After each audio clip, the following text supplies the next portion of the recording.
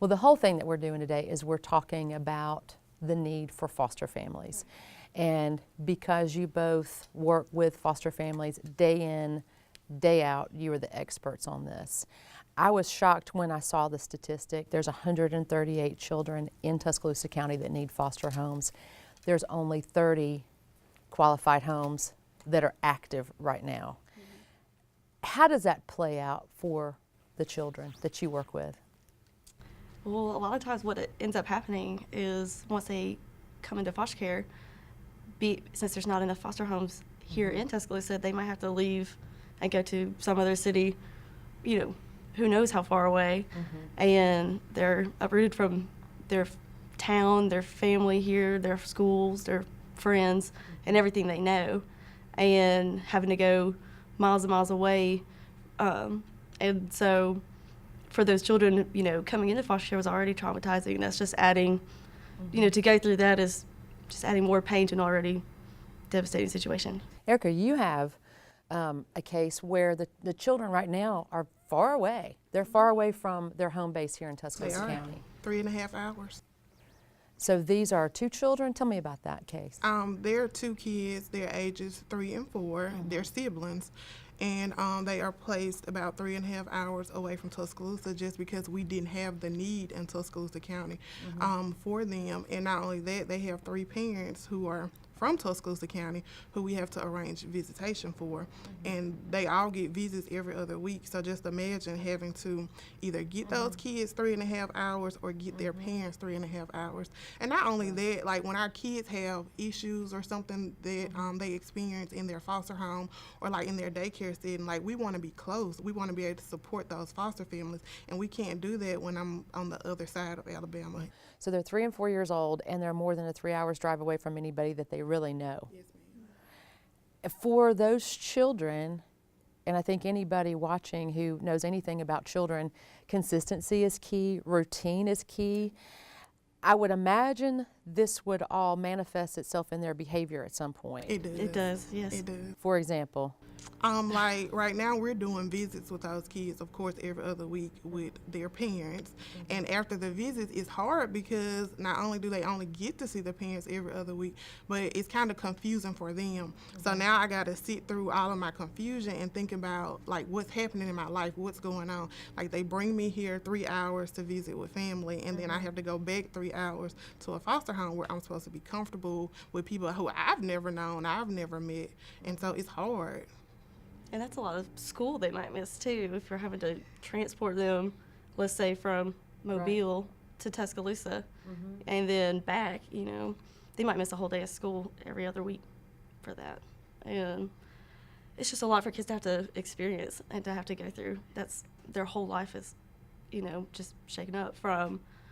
And it's a shame because it's all because we don't have a home here for them where they could just be here with what they know. With what they know. And why do you think we don't have more foster homes? Just in your own personal opinions, why do you think we don't have more people that want to help these children? It's a lot to ask of somebody. We are, of course, we want more foster homes, but it is a lot that we're asking. We're asking them to raise a child, and that's not, just something you can just wake up one day and do. But we have such a need for it. These kids need them. These families need it so that we can get these kids home and not have to worry about the logistics of trying to work it from another city. And you're trying to, go ahead. And I was just going to say, I think that this was an awesome opportunity because we're educating the community. Because I think a lot of people aren't really informed on what it takes to become a foster parent and what it really means to be a foster parent. Like, I was born and raised in Tuscaloosa County, but until I became a foster care worker, I didn't know there was a need for foster homes in our county. I didn't know that there was so much going on in our county that the community, needed to assist with until I was put in this position. And that's what we want to do is we want to help create that awareness. It is National Foster Care Awareness Month, so that's what this is all about, is making sure people understand that need for good foster homes. What do I do if I want to become a foster family? I'm watching, you've got me interested, I think I might be able to help. What do I have to look forward to? What is that process like? We have the first thing is to go to one of our orientations that we have every month at DHR.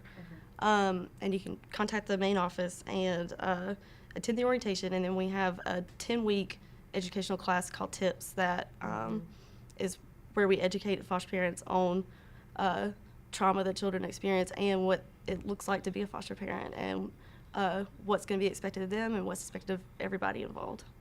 And that's where you start, right, is with this orientation? And the orientations are very informal. It's an opportunity for you to come down. We'll be there, and you can freely talk, ask questions. Our supervisor will be there, and she'll just give all the information that is needed to become a foster parent. And it's a very relaxed environment. So anything that you want to ask, anything that you want to talk about, you can do that in that room, and you'll find that there are going to be other people at the orientation who are going to have the same questions and concerns that you may have. What are some of the common questions that you get when people say, I would be a foster family, but Well, a lot of people don't know that you can be single and be a foster parent. A lot of people think that you have to be married to be a foster parent. So that's one of the biggest things. Like, we get a lot of people who are single, like, I didn't know I could be a foster parent. Like, I didn't know I could be a foster parent. Like, and I mean, that's the biggest thing. They think that they have to be a married couple to be a foster parent, Right. but you don't. people think it has to look a certain way, right? Right. I think a lot of people think too that they have to have these extravagant homes or, have a huge amount of income to be able to do it. And we've said it before where you don't have to be perfect to be a perfect parent. And the same thing goes for foster families. They could, you might be perfect for that child with what you have. And so I think I've heard that on the public service announcements. You don't have to be perfect to be a perfect parent to a child who needs you.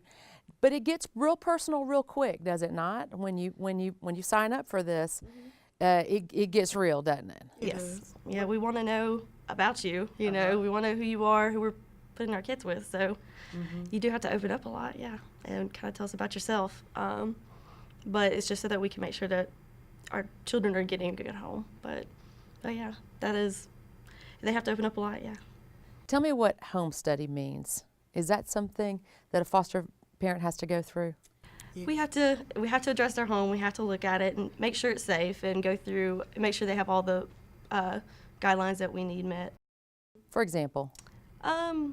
Just kind of typical things you would expect. Maybe you have a fire extinguisher, you have smoke alarms, there's food. Just kind of the typical things that you would expect, and make sure that it's, depending on what age children are in your home, that certain guidelines are met. The needs will be different. Yeah, it'll be different, of course. If you have a young toddler, the little plastic things on the electric socket. Safety. Yes. So safety is a big concern. Yes. Will you also delve into finances, things like that? Is that important at all? Yes, Yep. because we just have to be able to make sure that you can not only financially provide for yourself, but you can financially provide for another child being placed into your home. And when people make this commitment, do you ever have folks who get into the process and say, "This is not for me. This is too much. I don't want to." Yeah, because it's if you don't know what you're expecting and get into it, maybe it is something that it's not right for you, and it's not right for everybody, which is understandable. Right. But of course, we want people to give it a try and see, and because it might be even better than they expected too. So it might be something that becomes a whole part of their life that they never expected. That that they Right. just felt like doing something for the community, but it turns out changing their life. So. Do you ever deal with folks who say, for example, I saw some folks on our social media when I posted about the need for foster care. Some folks that said they were frustrated because maybe they asked about it, but they never heard back, or maybe they were shuffled around. I left a voicemail for this person, and then I didn't hear back, so I left a voicemail for this person, or I emailed, and I didn't immediately get a response. Do you deal with those situations sometimes? Well, I know Erika and I don't personally aren't the person you call, but they call the office, the main office, and just say, I want to be a foster parent, connect me to who I need to be connected with, because we definitely want to speak to those people. And I know you have heavy caseloads. You're busy in the course of the day. Might there be a reason for people who say, I didn't hear back or I didn't get a response? Might that be part of the reason? I mean, let's be honest. You know, you're dealing with how many children? How many cases on a daily basis? 18 plus. 18 plus. So the plate fills up, doesn't it? Yeah. And that's not just the children, that's their parents also. So we're dealing with maybe, like if we have a sibling group of 4, then there may be a mom and dad. So we're having to work with all of the parents, and we're having to be supports for the foster parents as well. At the same time. So you guys are dealing with biological parents, and you're dealing with foster parents, and then of course, making sure the kids are taken care of. It's whoever else is involved in the child's life, you know, so Yes. school, therapists, you never know. Your ultimate goal on a daily basis, is that reunification with the birth parent? Our goal is reunification if it's possible with the birth parent, but our number one priority is to find permanency for those children, and that could be reunification with the parents or through adoption. Do they have, by they I mean the birth parent, does a birth parent have a certain amount of time to get their act together? Because there's a reason. If DHR shows up at your door, there's a reason, right? This is not a typical, you know, situation where folks are doing right. DHR is not going to show up if you're doing right. But if DHR shows up, something bad has happened, right? Yeah, and it can be a number of things, but once the children enter foster care, we have policy says up to 12 months. And that can be extended if there's progress being made, but what we work with at the beginning, what we tell our parents is we have 12 months to figure out what we need to do, and we make a plan right there at the beginning of what steps need to be taken to reunify, or to whatever the permanency plan is for these kids, whatever they need so that they don't lingering in foster care for years and years. Right. Because we don't want kids lingering in foster care for years and years. No. Because They need permanent homes. Yeah, they need to be Like they where deserve to be in stable, consistent living environments. Because a child lingering in foster care could mean anything. You could bounce from group home to foster home. That could mean a lot of transition in a child's life. So if we can get those kids in permanent living situations, then they can get some stability. And just not knowing where you're going to be a year from there is so traumatizing kids, and it affects their relationships with everybody, and, you know, friends, maybe the foster parents, and just who they are in general. That's what, you know, it can mold them in a pretty negative way sometimes. do you see some of those effects? Yes. Yes. Especially like most of the time our kids come in, they're not always just one child. There may be sibling groups. So if we don't have local foster homes, you can have a sibling group of 6 and only have a foster home that can hold 2 of them. So that means we have 4 siblings that may be placed out of the county, and so they're no longer with their brothers and sisters. And they've already been taken from their family and friends and everyone they know, and then to not even have your sibling there just because there's not enough room. There's not enough families here in town for them all to even be in the same city together. And none of this is their fault. And it's and none of it's their fault, and they have to deal with the effects though, and it's not fair to them. And that's why we really want more foster homes here in Tuscaloosa, so that at the least they can still be here with what they know, who they know, and with their siblings, with family here, and so that we can be working with mom and dad or whoever, and they can just focus on continuing their lives as usual for the most part, as usual it's going to be, and just not having to deal with everything changing all at once. Very frustrating. I would imagine for you on a daily basis to see the effects on these children. And we've It's been asked heartbreaking. before, and we've had kids that say that might have to be in that city hours away that say, why can't you just let me just live in at least in a foster home in Tuscaloosa? Why can't I just be in a foster home near my parents or near whoever? And that's the heartbreaking thing to have to tell them. It's like, we just don't have a place for you there. You know, you have to stay here. And that's when a lot of behaviors, you know, start to show up. They're like, well, I'm just going to run away then and go to Tuscaloosa until you find me somewhere there. But, you know, that's a heartbreaking conversation though, just to say we just don't have a spot for you. So you have to look in that little face and explain, this is why we're having to drive so far away. And this is why you can't be with your brothers and sisters, because we simply don't have a place for you. That's heartbreaking information to have to give to a child. It is. And even like for my 3 and 4-year-old, they can't communicate those feelings, so they communicate that in behaviors. They act out because they want us to know that they're hurting, but they can't communicate that to us. Is there hope? Do you think that there's hope? Yes. Yes, of course. Yes. I think we're growing. I think, we are getting more foster homes. And hopefully we'll get more after this. That'd be great. But there is hope, yes, of course. Because, this has started a buzz. So, we can start hearing people whispering and asking questions.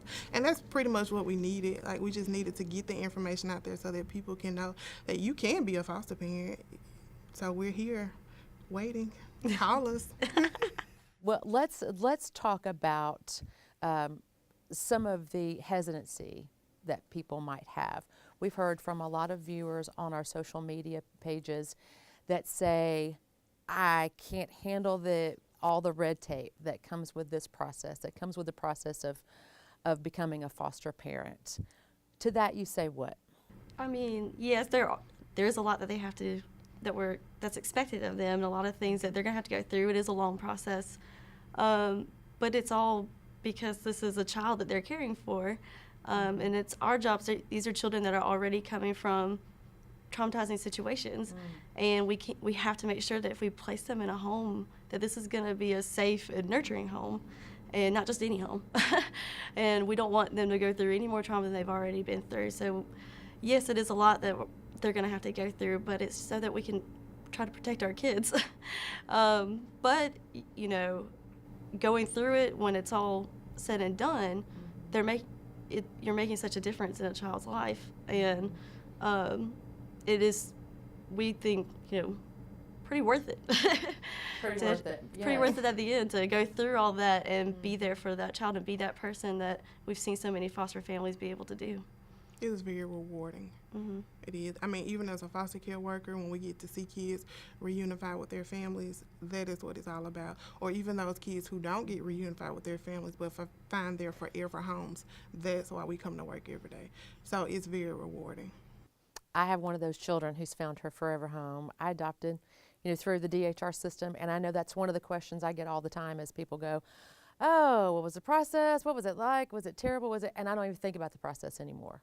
I don't even think about, I remember doing some paperwork and some people coming over, and I remember a few frustrating parts of that, but I'm focused on being a mom now. Right. And I'm focused on making sure we're getting to school on time, we brushed our teeth, right. how your grades looking, and the process for me, I don't even think about that anymore. Do you guys see that in your experience? You remember it, but you don't remember.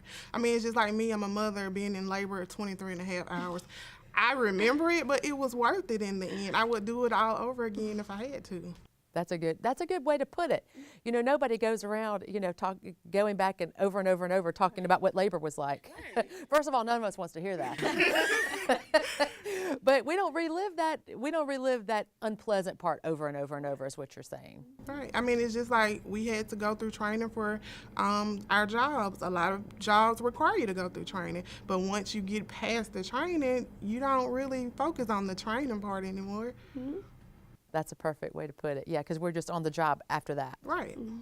That's a perfect way to put it. But a lot of the process is preparing them, too. It's not just us looking at them, to see what's right or wrong with them. We want to make sure that they know what they're getting into and that they're prepared for what's expected. Because this child may have a very different, and most likely does, have a very different background than the person who's applying. This is usually not a child who's been read a bedtime story every night and tucked in at 9 p.m. and, gone back to school shopping, right, and done everything.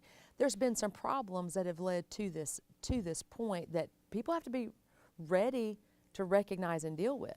And that's what the training will provide. It will provide you with all the information. And even after training, that's what we're here for, as workers, to support those foster parents with maintaining those kids in their homes. And older children, I know a big problem is finding places for teenagers as well. And, having adopted an older child, not a teenager, but an older child, I know for me, some of that training was absolutely priceless because I could recognize, oh, I see, my training is kicking in. Okay, I see what that is. That's depression, that's anger.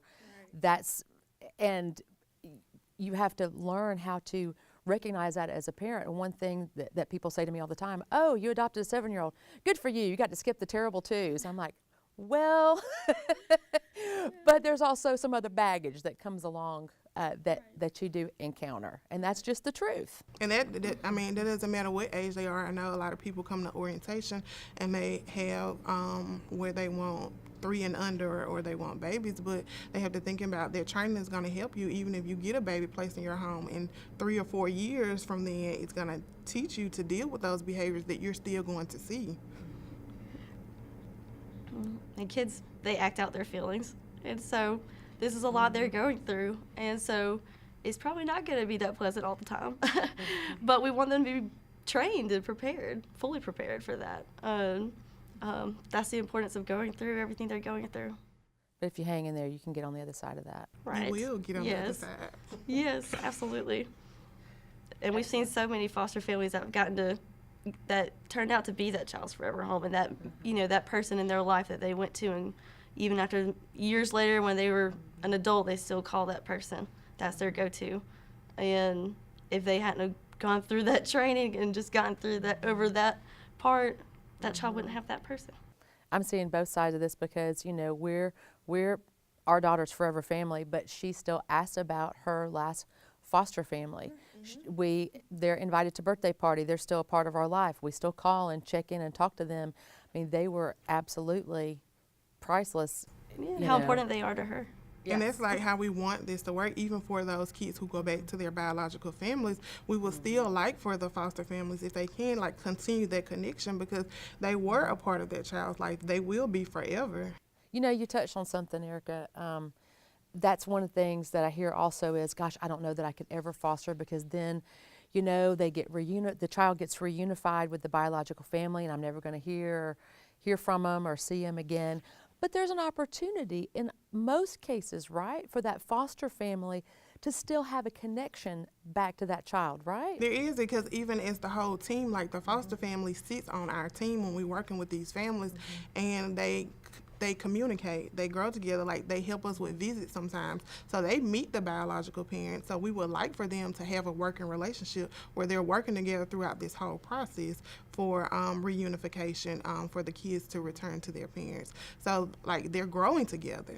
They can raise this child together. Like biological parents still have their rights, so they're still invited to doctor's appointments. They're still invited to school meetings. So the foster parents do have an opportunity to learn and to grow with these people also. So we would like for them to, like, if they get reunified with their families, for the foster parents to still be a part and maybe a resource, because a lot of our families don't have family members who maybe can watch their children while they go to work, and the foster family could be a resource for them.